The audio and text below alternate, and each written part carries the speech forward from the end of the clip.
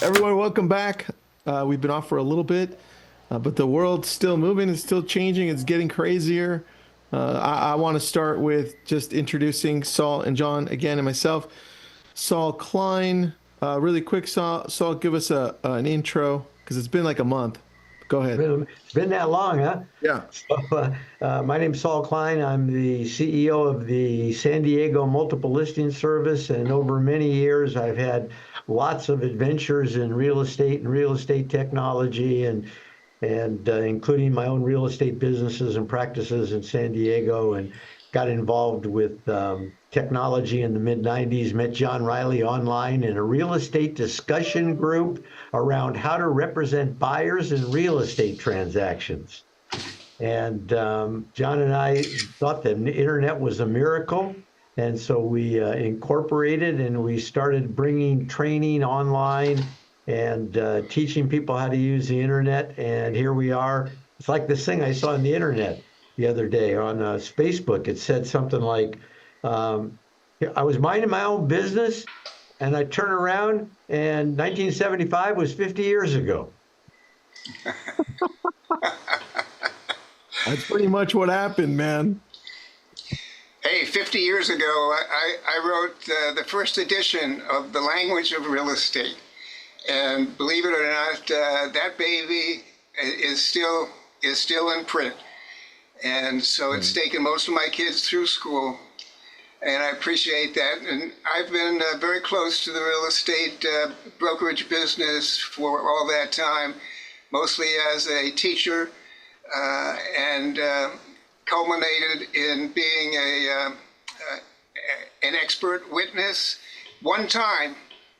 And I say one time because I know today we're going to talk about an expert witness in the Sitzer case, but I was an expert witness.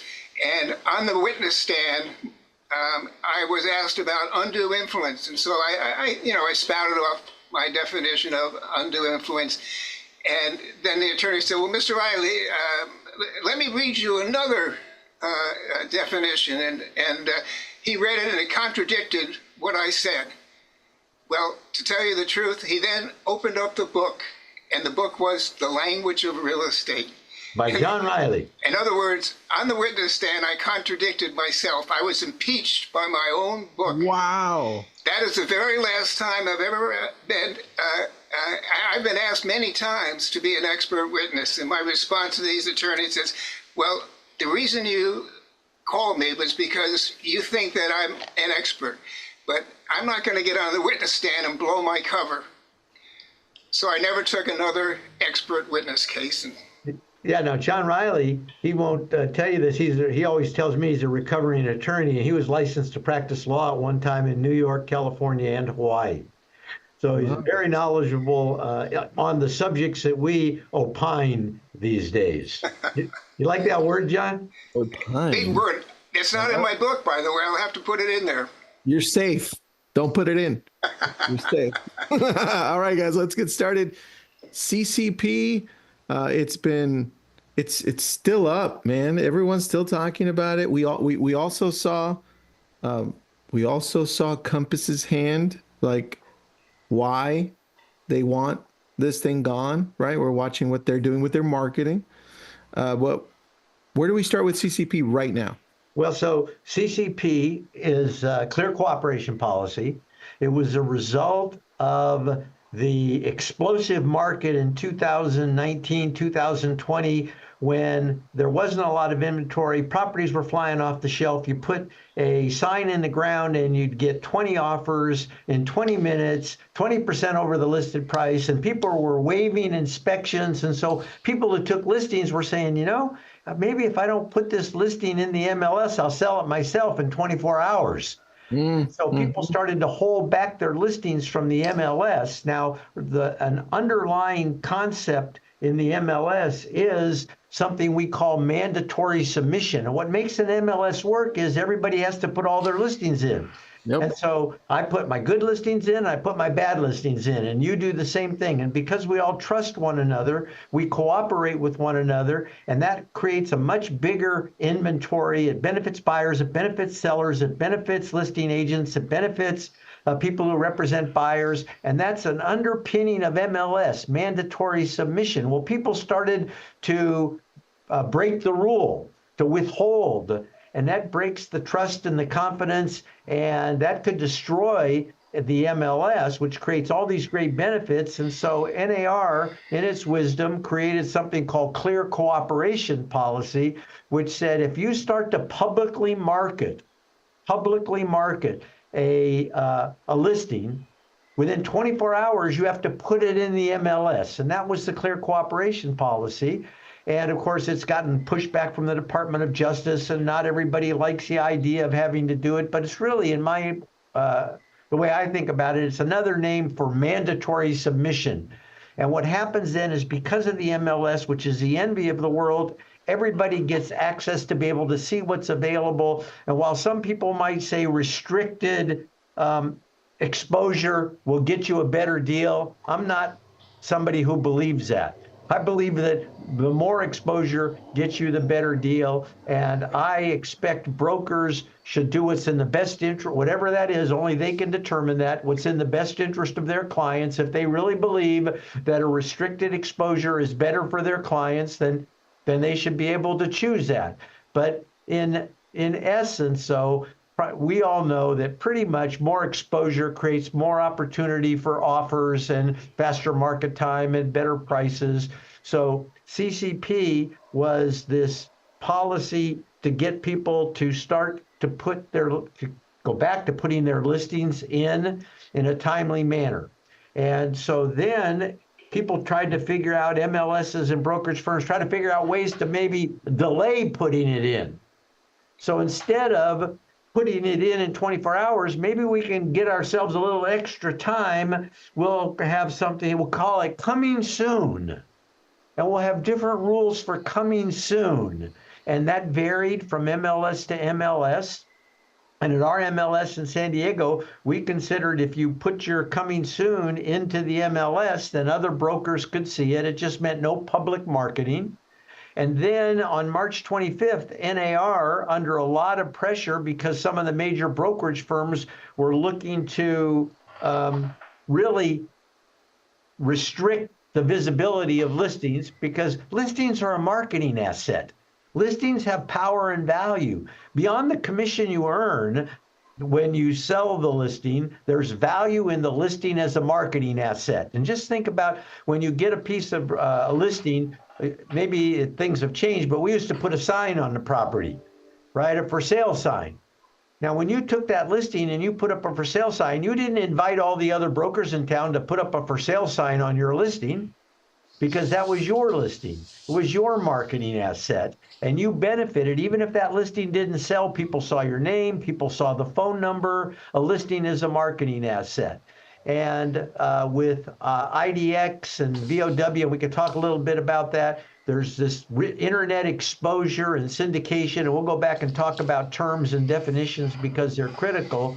But the big news is on March 25th, NAR came out with a policy relating to CCP, Clear Cooperation Policy. They say they didn't eliminate clear cooperation, but they augmented it with something called delayed, what is it, John? Delayed. Dude, I can't even get it right. I had to like write it down. I'm like, delayed something. Delayed marketing. Delayed marketing exempt listings. That's the one, exempt.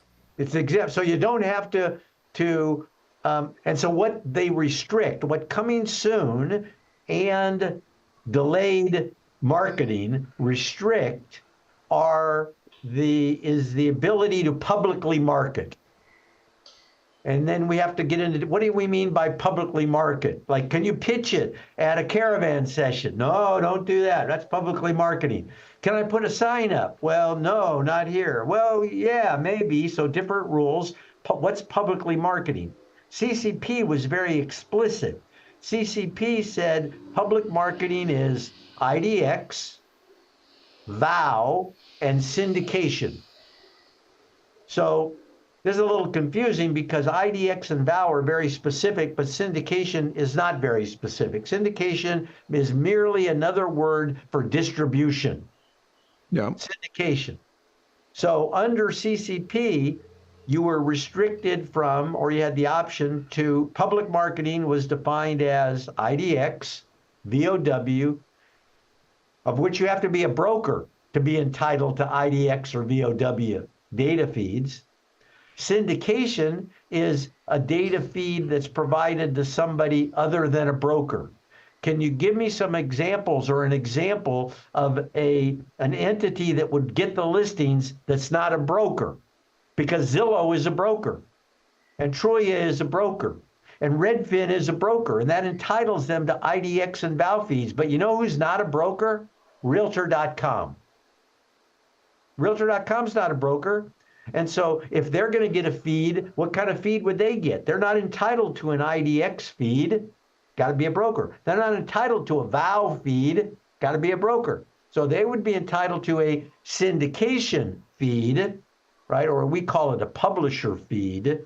And so in CCP, you don't have a definition for syndication, but it's mentioned. In the March 25th drop by NAR on delayed marketing, they say in that policy that IDX is public marketing and syndication is public marketing, but VOW is not public marketing. Again, we're getting into the weeds on definitions, but So one of the problems with NAR is they don't tell you what the definitions are. They're very, reluctant, I guess, to define. And many of the experts out there, and John and I listen to all the experts and all the people that talk about, they don't even understand, or they don't know how to explain the difference in a data feed, a data payload, and a data license. And we probably had some of these conversations. And everybody says IDX. You hear that all the time. IDX has kind of become the Kleenex of data feeds. yeah. Everybody refers to all the data feeds as IDX. Well, they're not all IDX, right? IDX is a type of license to what you can do with the data. What data is fed to you through a feed is often referred to as a payload. How many fields are there in an IDX feed? How does that differ from the number of fields in a VOW feed? How does that differ from the number of fields in a syndication or a publisher feed? We're creating a feed here at our MLS. We call it a research and development feed because different AI or different people who are developing tools for realtors, they need to be able to look at MLS data to build their product. And so, but they don't need to look at the whole MLS. They might need 30 listings to look at. Or they might need 20 fields, and they can build their CRM tool around understanding the structure of the MLS and the data structure, right? So there are different uses of data, and the big ones for CCP and clear cooperation and coming soon are IDX, VOW, virtual office website, and syndication. Did I cover everything, John? Yeah, but you mentioned that there was an important happening on March 25th. Besides my 83rd birthday, the other thing that was dropped was Happy birthday. Was VOW. In other words, the exempt is IDX, but not VOW. So you're right. Public marketing, right? Right. So VOW is not in the definition of public marketing.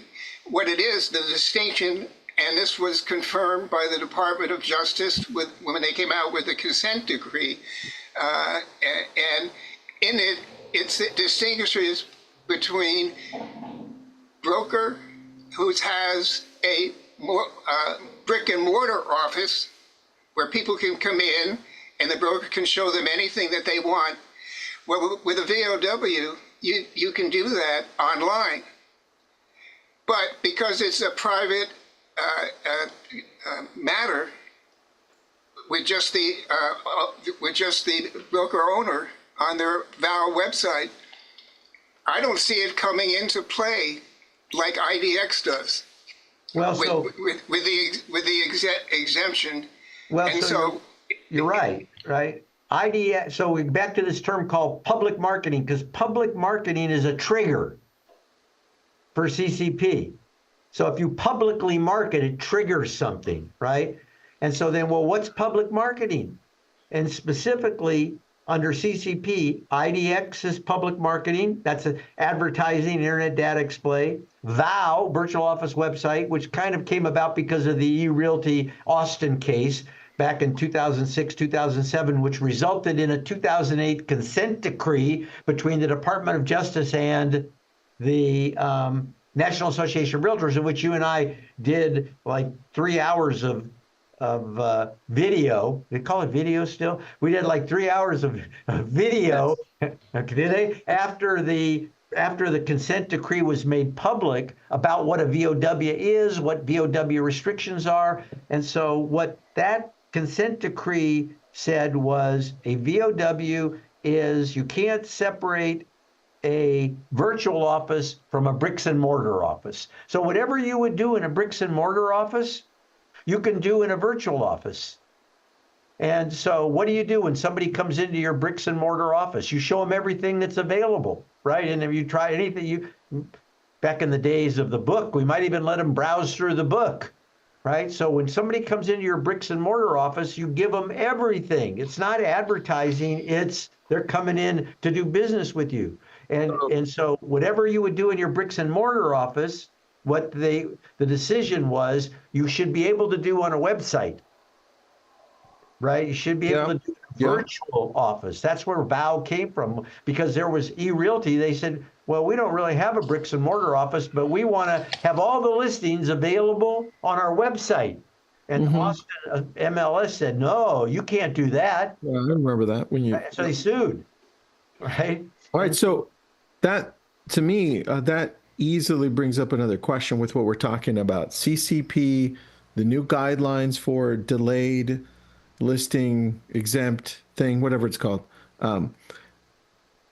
There's also talks about the head attorney for the Department of Justice. I mean, is CCP going to stay and remain what it looks like? Is it on the chopping blocks? Tell me more about the head of the new DOJ and what you think the agenda is there, based on what you're seeing, John or Saul.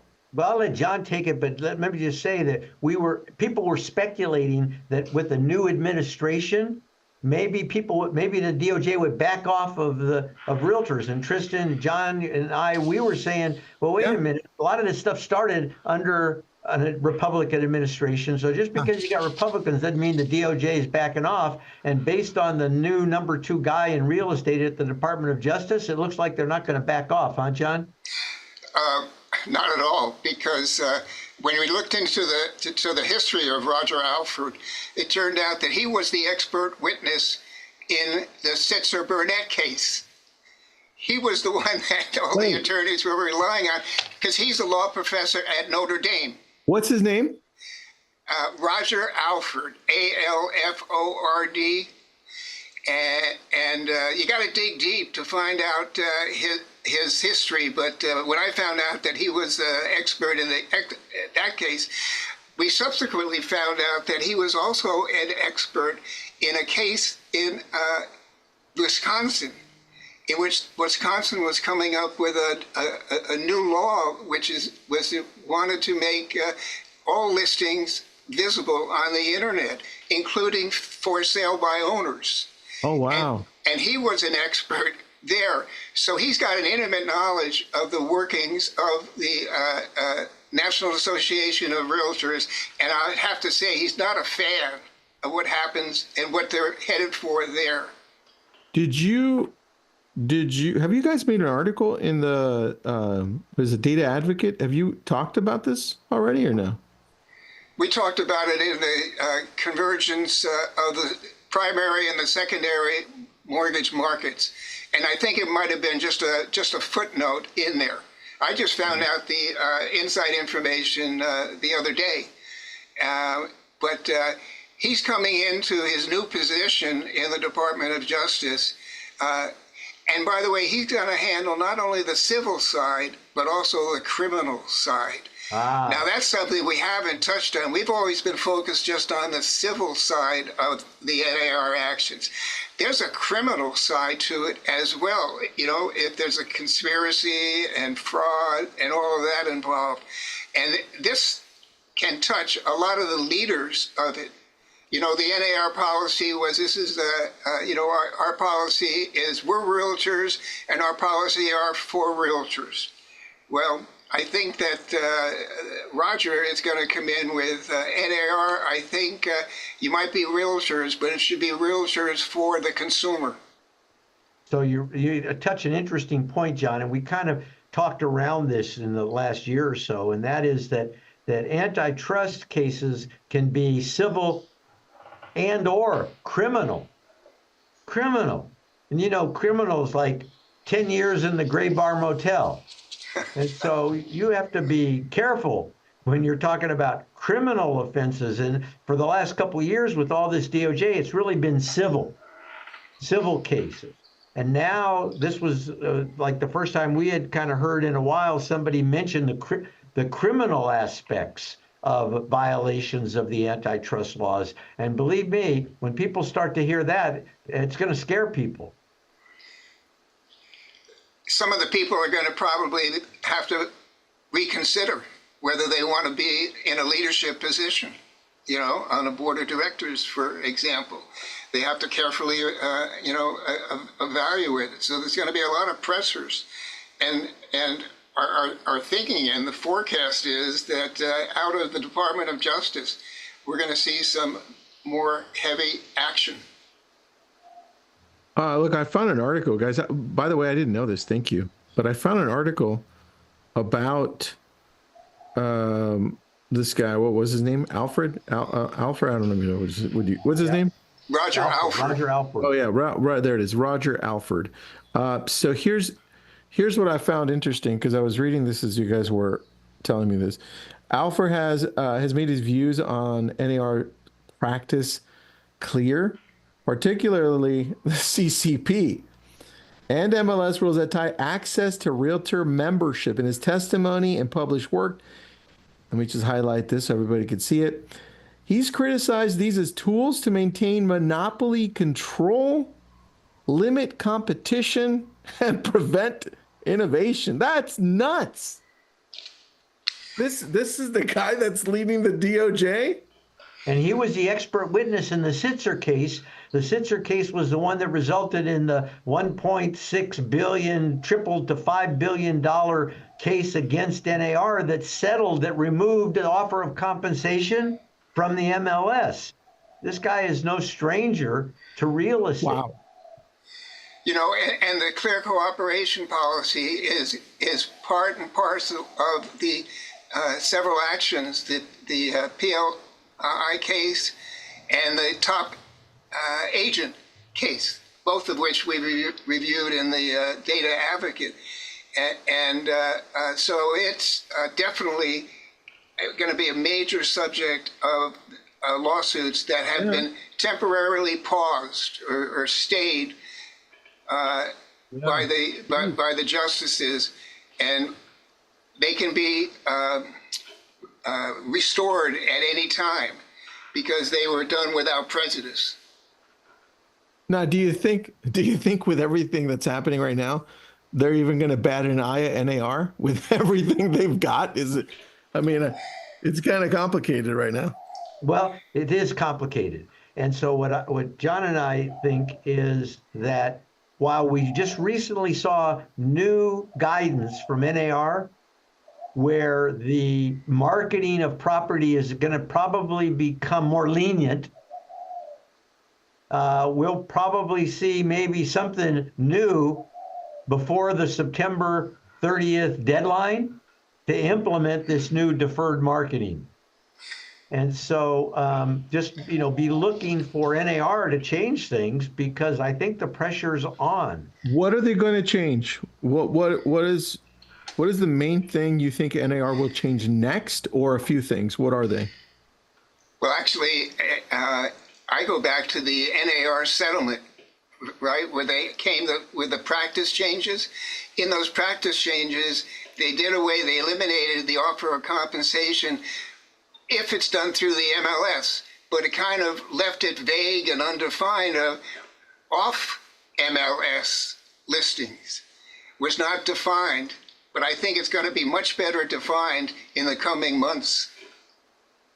Yeah, the Department of Justice could put the pressure on there.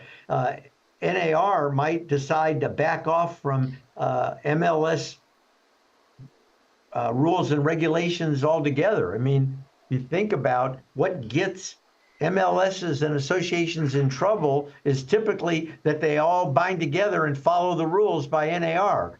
Called by another name, maybe conspiracy, right? When parties are getting together. And so maybe we'll see some changes there. Maybe we'll see clear cooperation kind of go away. Now, what that means as an MLS, we got to give a compelling reason for brokers and agents to want to put their listings in an MLS. That's critical. Say, when you want to do a CMA, where do you go? You go to your MLS. And so accurate data, comparative market analysis, right? So accurate information in the MLS is still and will still be a good tool for practicing real estate agents and brokers. But maybe we have to create new reasons for people to participate. One of the things that we're exploring here is the value of MLS data and the ability to meter the use of MLS data by portals and maybe be able to charge portals based, just like if you publish something on YouTube, Kristen, if a lot of people see it, you get paid, right? And the more people see it, the more you get paid. Well, maybe listings should work that way. Maybe as listings are made visible on the internet, maybe some of that, the value derived from that content should be funneled back to brokers and back to agents. And if there was enough of a demand, and we believe there is, not only for marketing and advertising, but in the capital markets, which will take us to a conversation on ICE someday. One day, that there's enough money there to maybe we can flip the model. Maybe someday we can generate revenue for the MLS in a way other than subscriptions. And so what if we could, through the aggregation of listing of property information, we could find markets for that data that paid for the service. Just like you ever trade stocks online, Tristan, you know, you go to Ameritrade or you go to Charles Schwab, they don't charge you anything. Why? Because your transactional data is helping them figure out where the market is. And it's helping them make decisions, them hedge funds. And so they say, come to Charles Schwab and trade for free. Well, because that data is valuable to the capital markets. And we believe real estate data is valuable to the capital markets. And we think that at some point in time, we know that we've been developing tools that'll help us do just that. And then we got to just find the market. And we think we're finding markets. But wouldn't it be great if we could pay you for your listing? Yeah, wouldn't it be great if those savings go down to the suppliers of the data, you know, the brokers and agents? Yeah, I like that. Guys, anything in closing here? Stand by. The fun's just beginning. Listen, I don't know how much more fun I can handle. Oh, by the way, the notes of the case just had a refiling where the judge came and denied the plaintiff's appeal to expand the case to have it apply to commercial real estate as well. And the judge there said, no, denied. You can refile if you want, but let's stick him just with real estate in that case. That's the MLS PIN case. No select MLS PIN, the Property Information Network in New England. I saw that. Yeah. Guys, honestly, the thing that I didn't know, and maybe I missed an email from you guys, was this guy. What was his name again? Roger Alford. Roger Alford. Holy crap! That does change the dynamic a lot. Like, that's crazy. Yeah, John, write up an article, and I'll use it as a background and talk about it, because I haven't seen anybody in the real estate world talk about that at all. That's actually pretty big news, man. Yeah. Yeah. Let's see, Bria. All right, what do we got? Hector says, "Wow, fun." Hector, yeah, it was fun. This made real estate non-fun. That's true. Bria, can we get a breakdown episode for newbies? Bria, yeah, we're on YouTube. Is that what you're requesting? Let me see the update. Saul and John. I'm pretty sure it's up on our podcast. If not, dataadvocate.com, you'll find all the articles. you know what? Yeah, Honestly, yeah, the data advocate, and also I think John put up a link on there to the podcast too somewhere, didn't you, John? It's somewhere up there. Bree, take a look. I'll just warn you before you start reading an article, sit down, grab a cup of coffee. They're very well written and very extensive. It's just so you know, because I read them, I'm like, oh, this is going to be a good one, but I have to have time to think. All right, so these are very well written articles. Anyway, guys, thank you so much, Saul, John. I appreciate this. And if you do end up writing about this dude, Alford, send it over to me, please. will do. Great to see you again. Great to be back. Great to be back, guys. Thank you.